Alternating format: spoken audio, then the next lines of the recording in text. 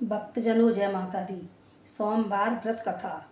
एक नगर में बहुत धनवान साहूकार रहता था। उसके घर में धन की कमी नहीं थी, पर वह बहुत दुखी रहता था क्योंकि उसके कोई पुत्र नहीं था। वह इसी चिंता में दिन रात दुखी रहा करता था। पुत्र की कामना के लिए वह प्रत्येक सोमवार को शिवजी का व्रत और पूजन किया करता था तथा सायंकाल मंदिर जाकर शिवजी के सामने दीपक जलाया करता था।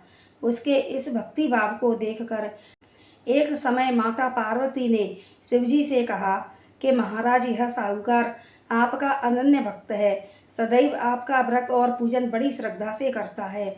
आपको इसकी मनोकामना अवश्य पूर्ण करनी चाहिए। शिवजी ने कहा, हे पार्वती, यह संसार कर्म क्षेत्र है। किसान खेत में जैसा बीज बोता है वैसा ही फसल काटता है, उसी तरह मनुष्य इस संसार में जैसा कर्म करते हैं वैसा ही फल भोगते हैं। माता पार्वती ने अत्यंत आग्रह से कहा, महाराज, जब यह आपका अनन्य भक्त है और अगर इसको किसी प्रकार का दुख है तो उसे आपको अवश्य दूर करना चाहिए। आप तो सदैव अपने भक्तों पर दयालु होते हैं और उनके दुखों को दूर करते हैं। यदि आप ऐसा नहीं करेंगे तो मनुष्य आपका पूजन तथा व्रत क्यों करेंगे। माता पार्वती का ऐसा आग्रह देखकर शिवजी कहने लगे, हे पार्वती, इसके कोई पुत्र नहीं है, इसी चिंता में यह अति दुखी रहता है। इसके भाग्य में पुत्र न होने पर भी मैं इसको पुत्र की प्राप्ति का वर देता हूँ, परंतु वह पुत्र केवल 12 वर्ष तक जीवित रहेगा। इसके पश्चात वह मृत्यु को प्राप्त हो जाएगा। इससे अधिक मैं इसके लिए कुछ नहीं कर सकता। माता पार्वती और भगवान शिव का यह वार्तालाप साहूकार सुन रहा था। इससे उसको न तो प्रसन्नता हुई और ना ही दुख हुआ। वह पूर्व की तरह शिवजी का व्रत और पूजन करता रहा। कुछ समय पश्चात साहूकार की स्त्री गर्भवती हुई और 10वें महीने उसके गर्भ से अति सुंदर पुत्र उत्पन्न हुआ। साहूकार के घर में बहुत खुशियां मनाई गईं, परंतु साहूकार तो यह जानता था कि उसकी केवल 12 वर्ष की आयु है, इसलिए उसने अधिक प्रसन्नता प्रकट नहीं की और ना ही किसी को यह भेद ही बताया। जब वह बालक 11 वर्ष का हो गया तो बालक की माता ने उसके पिता से उसका विवाह करने के लिए कहा। साहूकार ने कहा, अभी मैं इसका विवाह नहीं करूँगा, मैं अपने पुत्र को काशी पढ़ने के लिए भेजूँगा। साहूकार ने बालक के मामा को बुलाकर उसको बहुत सा धन देकर कहा, तुम इस बालक को काशी पढ़ने के लिए ले जाओ और रास्ते में जिन जिन स्थानों पर भी जाओ, यज्ञ करते ब्राह्मणों को भोजन कराते तथा दक्षिणा देते हुए जाना। दोनों मामा भांजे यज्ञ करते ब्राह्मणों को भोजन कराते तथा दक्षिणा देते काशी जी की ओर चल पड़े। रास्ते में एक शहर पड़ा। उस शहर में राजा की कन्या का विवाह था, परंतु जो राजकुमार विवाह कराने के लिए आया था वह एक आंख से काना था। उसके पिता राजा को इस बात की बड़ी चिंता थी कि कहीं राजकुमार को देखकर राजकुमारी या उसके माता पिता विवाह में किसी प्रकार की अड़चन पैदा ना कर दें। जब उसने सेठ के अति सुंदर लड़के को देखा तो मन में विचार किया कि क्यों न द्वार चार के समय इस लड़के से वर की सारी रस्में पूरी करा ली जाएं। ऐसा मन में विचार कर उस राजकुमार के पिता ने उस लड़के और उसके मामा से बात की। वे राजी हो गए।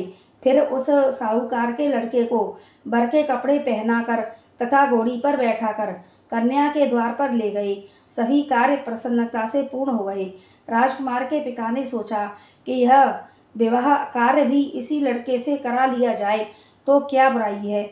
ऐसा विचार कर लड़के और उसके मामा से कहा, यदि आप फेरों और कन्यादान के काम को भी पूरा करा दें तो आपकी बड़ी कृपा होगी। मैं इसके बदले आपको बहुत सारा धन दूंगा। उन्होंने इसे भी सहर्ष स्वीकार कर लिया। विवाह कार्य बहुत अच्छी तरह से संपन्न हो गया। सेठ का पुत्र जिस समय जाने लगा तो उसने राजकुमारी की चुंदड़ी के पल्ले पर लिख दिया कि तुम्हारा विवाह मेरे साथ हुआ है, परंतु जिस राजकुमार के साथ तुम विदा होगी वह एक आंख से काना है। मैं काशी पढ़ने जा रहा हूँ। सेठ के लड़के के जाने के पश्चात राजकुमारी ने जब चुंदड़ी पर ऐसा लिखा हुआ पाया तो उसने काने राजकुमार के साथ जाने से इनकार कर दिया। उसने अपने माता पिता को सारी बात बता दी और कहा कि यह मेरा पति नहीं है, मेरा विवाह इसके साथ नहीं हुआ। जिसके साथ मेरा विवाह हुआ है वह तो काशी पढ़ने गया है। राजकुमारी के माता पिता ने अपनी कन्या को विदा नहीं किया और बारात वापस चली गई। उधर सेठ का लड़का और उसका मामा काशी पहुंच गए। वहां जाकर उन्होंने यज्ञ करना और लड़के ने पढ़ना शुरू कर दिया। जिस दिन लड़के की आयु 12 साल की हो गई उस दिन मामा ने यज्ञ रचा रखा था। लड़के ने अपने मामा से कहा कि मामा जी, आज मेरी तबीयत कुछ ठीक नहीं है। मामा ने कहा कि अंदर जाकर सो जाओ। लड़का अंदर जाकर सो गया और थोड़ी देर में उसके प्राण निकल गए। जब उसके मामा ने आकर देखा कि उसका भांजा मृत पड़ा है तो उसको बड़ा दुख हुआ। सोचा कि अगर मैं अभी रोना पीटना मचा दूंगा तो यज्ञ का कार्य अधूरा रह जाएगा। अतः उसने जल्दी से यज्ञ का कार्य समाप्त करवाकर ब्राह्मणों के जाने के बाद रोना पीटना शुरू कर दिया। संयोग बस उसी समय शिव पार्वती उधर से जा रहे थे। जब उन्होंने जोर जोर से रोने की आवाज़ सुनी तो पार्वती जी कहने लगी, हे महाराज, कोई दुखिया रो रहा है, इसके कष्ट को दूर कीजिए।